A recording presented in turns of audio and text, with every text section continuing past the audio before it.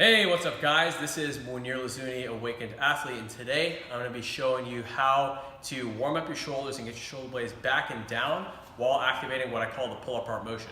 Now this is very, very important for getting your chest up, which is a coaching cue you're going to hear me say for your squat, bench, deadlift, overhead press, pull up, pretty much any lift that you do. You always want to have your chest up, sternum up. You want to almost puff your chest out like a rooster, just without hyperextending your lower back, which you're going to see how we're going to fix the hyperextension of the lower back that tends to occur in this video as well. So the first part is activating the pull apart motion. So what you're going to do is you're going to take a short band like this, and what you're going to do is you're going to set up your forearms so that they're completely parallel. Now you want to point your hands like this. You don't want to do this because that's going to allow you to compensate a bit. The whole idea is to get your entire forearm parallel. Now you notice when I do this, my chest has to come up in order to pull these apart properly. Okay, so you're going to get these perpendicular parallel. From there, you're going to drive them up, keeping your forearms parallel. So your forearms are going to want to do this, but you have to keep them out like this. You're using the muscles in your back to pull it apart all the way. Keep them parallel the whole way, all the way, until you get behind your head, right? So again, it becomes easy to hyperextend. So you want to keep your glutes locked in, squeeze your glutes, tuck your tailbone under your pelvis, and again, bring it down. Show you from behind so you can see I'm using my lats and my rear delts to stabilize this movement, okay?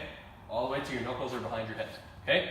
So that's step one of this three-part system. And that alone is going to do wonders for all your lifts because, especially on bench press, most people tend to press in on their bench press because we tend to have posture like this from texting, being on our computers, whatnot. So we end up pushing in, which takes the humerus, this bone, and brings it up and out. So now it has instability, which is going to take away from your strength, and it's grinding up, causing shoulder issues. Because how many of you guys have experienced pain in the front of your shoulder? I bet almost all you guys have, right? So that's step one because it's going to help pull that humerus back into its socket. It's going to activate the muscles in the back so that you stop feeling your bench press and your overhead press here. You actually start feeling your bench press in your chest and your overhead press more in your rear delts and your entire shoulder, right? And there's other cues that we use to get it there if this alone doesn't do it, but this is step one in the right direction. Now step two is getting things tracking in the right direction. So another thing is you want to keep your triceps involved. When your triceps are active, it's going to help activate the muscles that the tricep is attached to, like your rear delts, which also are going to stabilize your shoulder, which is going to lead to more strength in the long run, as well as more safety and stability. So what we want to do to practice keeping the elbows in is the wall roll-up exercise. So same deal. You're going to be right here, forearms parallel. So again, to keep those forearms parallel, you need to flex your lats and your rear delts. Now don't let your butt hyperextend too much, but in the beginning, if you need to, you can allow your butt to hyperextend until you get better at tucking it under and activating your glutes and core. From there, you're going to drive this up, bring your head through, glutes through. So you see how, as I bring this up, I'm bringing this all the way through, right? Now, John, can you come to the side here? John is my VIP foam guy, the best plant-based trainer there is. So essentially, what we're going to do here is we're going to keep, again, our forearms totally parallel. So we're going to drive it up, and again, head under, hips under. So you can see that my wrists, my elbows, my shoulders, my hips, and my feet are all in a relatively straight line, right? So again, you're gonna do 10 of those, 10 of these, and whichever is easiest for you, that's the one you should start with.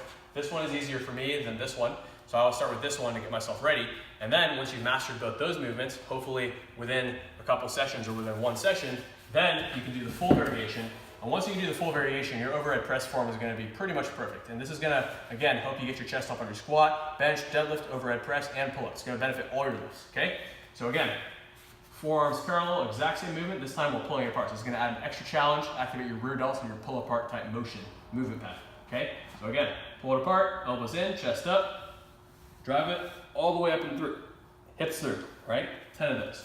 Now, for me, my tendency with my left shoulder being kind of my problem shoulder is my left shoulder, when I'm doing this, always wants to come in like this. It wants to cheat. My hand wants to do this, but you have to keep it straight. See how when I keep it straight, my chest comes up, right? They're gonna help you so much, especially if you have one shoulder that struggles or both shoulders that struggles to stay up, because it's gonna really force you to get that whole motion and activate your lats, rear delts, everything else is gonna protect and keep your shoulders stable and optimal. So guys, that is the wall roll-up progression. Once you can do this well, you're gonna be able to keep your chest up on every lift, and it's great to do between sets as well if you find that your chest is starting to dip on your squat or any of your other lifts, because it's gonna reactivate the right muscles and allow you to get to the right position.